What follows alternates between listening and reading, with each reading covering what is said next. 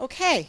In addition to sharing arthritis research with you today, we'd like to introduce you someone who expresses, as Catherine mentioned, experiences with those living through arthritis through art, powerful ceramic art. And if you give us a minute to welcome Otto Kamensek. Sorry, that jumped ahead. Use this mic if you like. Sure. Yeah, that's great. Oh, yeah, sure. Why not? Maybe I'll just hold on to it. I'm learning a lot of new things today. One is that sitting is the new smoking, so it's kind of shocking to me because I think I'm up to 2 packs a day. But it might explain that cough that I can't seem to get rid of. I don't smoke, by the way. So I was thinking about things today, and I was thinking that there's a bit of a cultural aspect about what we're doing here today, and because we talk about art as sort of a cultural thing, but I think getting groups of people together, talking about a thing in common, and not necessarily always talking about the heaviness of it, although my images are quite heavy, not of the light nature. But I think it's interesting when people get together and they talk and communicate to each other, which is interesting. I also like what's going on over here with the visual dialogue, because some people see things much quicker with a visual cue than maybe a verbal. So I'm glad we're associating with that as well. But I used to be a part of the Arthritis Research Center a few years ago, part of the board, and I was on it for about 9 years. It's the Arthritis Patient Advisory Board now. It was Consumer Advisory Board when I was on it. But and there's a culture around that too. While I was doing the 9 years on that board, I was also playing with clay. I unfortunately had quite a few years ago had multiple surgeries done, and had to look at my lifestyle and how work was playing a part of it. And work wasn't fitting in all that well anymore. It was burning me out. So I had to make that very, very hard choice to go on to a long-term disability, which to me meant that annoying friend is winning, that's sort of hanging on. But in the long run, it was the right decision.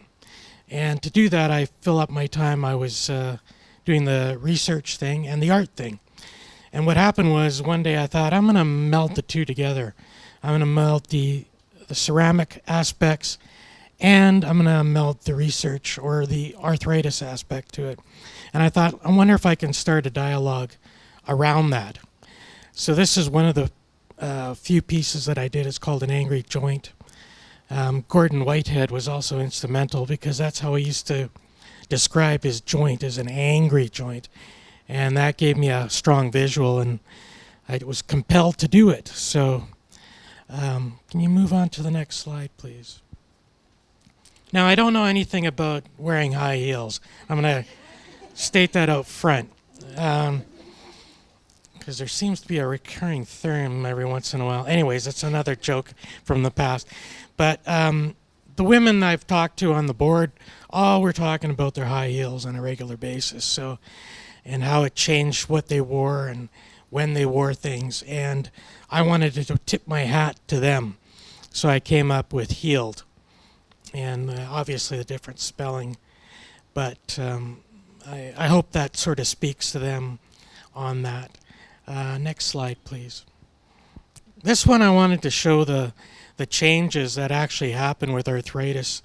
And I cut through the clay, and you can't see it in these pictures, but the image, you can actually see the bone inside. And I wanted to talk about how the arthritis goes right through you. And the arthritis written in the front down there is supposed to simulate rust, sort of that eating away at you kind of thing. So I tried to express some other physical bone changes that were happening as well. And, hopefully to create dialogue around what's happening to people. One of my friends who's known me prior to being ill came to this show, and he says, I thought I knew everything about what was going on with you, but I didn't. So that expresses that, people have certain conceptions. Next slide, please. This one's called The Burning Man, and I tried to express what it might be like to have the beginning stages of rheumatoid arthritis, where the flames and the lava that's in your joints take place. Next slide, please. And this one is I call the post-shock of diagnosis. And, when you get diagnosed, you're happy, but after that, all of a sudden, there's this landslide of information that comes to you, good, bad, and indifferent. And after a while, it's like, okay, I've had enough. I don't want to hear anymore. And that'll conclude my talk today, but I will be outside for further questions. Thank you. Thank you so much, Otto.